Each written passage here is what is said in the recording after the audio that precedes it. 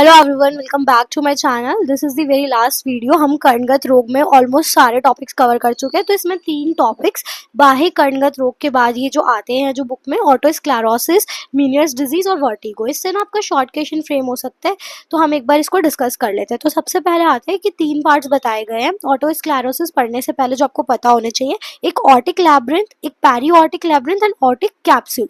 जो बोनी लैब्रिंथ होता है उसी को यहाँ पे कंपेयर करा गया ऑटिक कैप्सूल, जिसकी 3 लेयर्स फर्दर होती है। ऑटिक लैब्रिंथ को क्या है, जो मेम्ब्रेनस लैब्रिंथ है या फिर एंडोलिम्फेटिक लैब्रिंथ भी इसको बोलते हैं, जिसके अंदर आपको पता होगा जिसमें एंडोलिम्फ फिल होता है।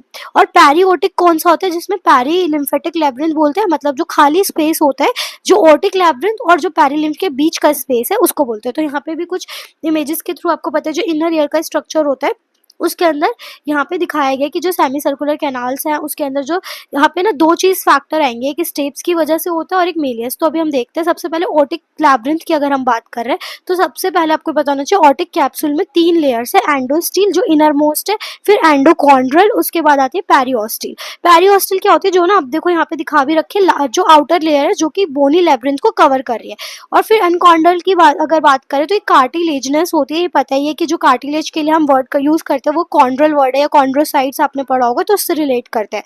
तो जब बोन स्टेज जो फर्स्ट होता है जिसमें वो कार्टिलेज की फॉर्म में होती है और फिर बाद में फर्दर ऑसिफाई होकर बोन बनती है, तो उस टाइम पे जो लेयर होती है दैट इज एंडोकॉन्ड्रल और सबसे पहली है एंडोस्टील जो इनर मोस्ट होती है। फिर देखो ऑटोस्क्लेरोसिस जो मैंने अभी आपको बताया कि हो कहाँ कहाँ कैसे कैसे रहा है, तो यहाँ पे ना बोनी ग्रोथ हो गई है स्टेप्स पे। स्टेप्स दिखाया है मेलियस इनकस स्टेप्स। तो अगर बोनी ग्रोथ स्टेप्स की एंटीरियर फुट प्लेट पे यहाँ पे शो करी गई है, अगर बोनी ग्रोथ हो रही है उनके जंक्शन पे, मतलब इनकस और स्टेप्स के जंक्शन पे, तो वो सेकेंड टाइप का यहाँ पे बताया गया है। तो इस तरीके से ये होता है। अब अभी हम पढ़ेंगे हो क्या रहा है। तो प्राइमरी डिजीज है बोनी लैब्रिंथ की। जब क्या हो रहा है, वन और मोर फोकाई जो है इरेगुलरली लेड स्पॉन्जी बोन को रिप्लेस कर रहे हैं विद डेंस बोन, ठीक है, बोनी ओटिक कैप्सूल के अंदर।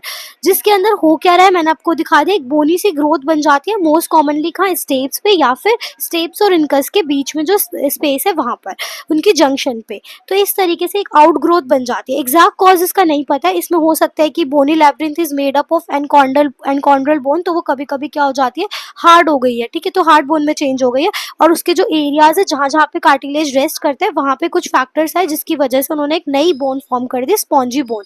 तो बेसिकली एक ओवर ग्रोथ हो गई है, ठीक है। तो बस उसी को हम यहाँ पे ऑटोस्क्लेरोसिस बोल रहे हैं। आप यहाँ पे देखो, यहाँ पे भी यही दिखाया, ओवर ग्रोथ हो गई है जिसकी स्टेप्स के ऊपर एक बोन की, उसी को ये बोल रहा है। और कभी कभी इनकी जंक्शन पे, तो हमें क्या करना पड़ता है, कुछ बोन को बस रिप्लेस करना है या फिर हमें अलग अलग तरीके बताए गए हैं, जैसे स्पेक्डेक्टोमी कर सकते हैं इसके अंदर। One such area is fissula ante fenestram, जो कहाँ पे लाई करते हैं, ओवल विंडो के फ्रंट में। तो होता क्या, ये ना बहुत कॉमन डिजीज है जो इंडियंस में देखने को मिलती है और चाइनीज और जापानीज साइड में कम मिलती है।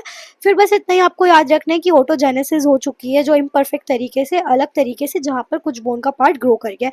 और इसकी कुछ एंजाइमेटिक थ्योरीज भी बताई गई है कब होता है। जैसे कुछ रिसर्च हुई है जिसमें ट्रिप्सिन और एंटी ट्रिप्सिन का जो लेवल है रेशो का, वो अगर डिसबैलेंस हो गया, और इसके और भी रीजन है जैसे मीजल्स वायरस का इन्फेक्शन हो गया, पैजेट्स डिजीज हो गई है। तो टाइप्स मैंने आपको बताई दिया। सबसे पहले कौन सा पढ़ा हमने, स्टेपिडियल ऑटोस्क्लेरोसिस। इसमें क्या है, मोस्ट कॉमनली स्टेप का जो फिक्सेशन है वो इसको कॉज करते हैं, या फिर कंडक्टिव डेफनेस ये कॉज कर रहा है। मोस्ट कॉमन वेराइटी है। तो यहाँ पे क्या हो रहा है, एंटीरियर फोकस कॉमनेस्ट है 2 मिलीमीटर का interior to the oval window. Posterior focus में क्या हो रहा है, 2 millimetre behind the oval window. और सर्कमफेरेंशियल में क्या हो रहा है, फुट स्टेप जो फुट प्लेट होती है उसके मार्जिन को ये इन्वॉल्व कर रहा है। तो यहाँ पे आप देख भी सकते हो तीनों की इमेजेस यहाँ बनी हुई है। सर्कमफेरेंशियल की इमेज से तो पता ही चल रहा है देखते ही कि पूरा सर्कमफेरेंस कवर करने की वजह से इसका नाम सर्कमफेरेंशियल भी पड़ा है। तो यहाँ पे नेक्स्ट आते हैं कोक्लियर, ठीक है। तो इसमें क्या होता है, यहाँ पे ना राउंड विंडो का रीजन इन्वॉल्व होता है और कुछ एरियाज जो ऑटिक कैप्सूल के, बस इतना ही आपको याद रखना है। यहाँ पे कुछ टॉक्सिक मटेरियल जब सिक्रीट होने लग जाते हैं इनर फ्लूइड के अंदर ईयर की, तब ये कॉक्लियर ऑटोस्क्लेरोसिस होता है। यहाँ पे मैंने इमेज भी ली है। उसके बाद यहाँ पे हिस्टोलॉजिक ऑटोस्क्लेरोसिस जो होती है वो एसिम्प्टोमेटिक होती है। इसके सिम्टम्स की अगर हम बात करें तो डेफनेस होगी, पेन तो होता नहीं है, प्रोग्रेसिव होती है और साथ साथ में ये बायलेटरल कंडक्टिव टाइप की रहती है।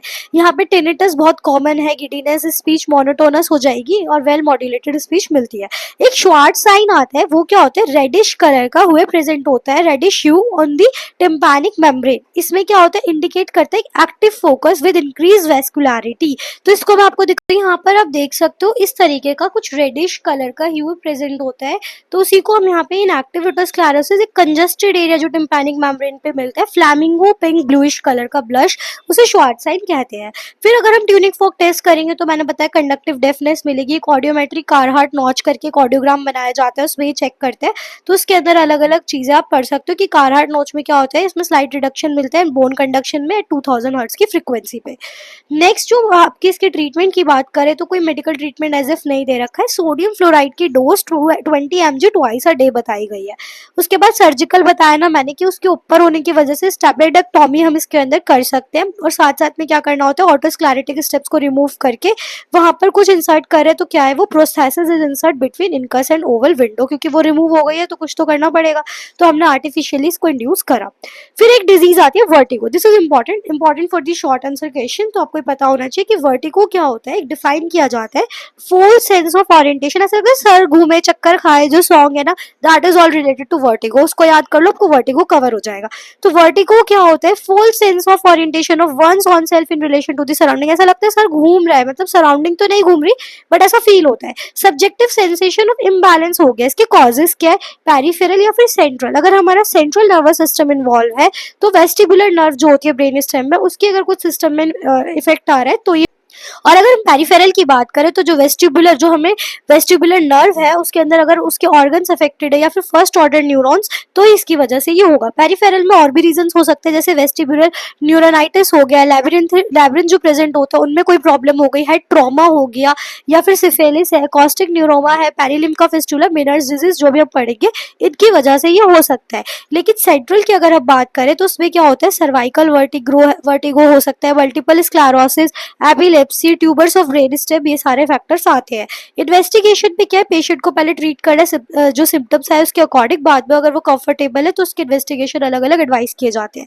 फिर यहाँ पर देखो वर्टिगो कैसे, डिजीनेस होगी, देखने में दिक्कत होगी, स्लर्ड स्पीच होगी, स्वेटिंग बहुत बार बार, लॉस ऑफ बैलेंस होने लग जाएगा, डोजी और वॉमिटिंग होगी, कान में ना से घंटे की आवाज होती है ना वो सुनाई देती रहती है, पूरे टाइम बेल रिंगिंग साउंड आता है, ट्रबल स्वेलोइंग होगी और डिजीनेस होगी।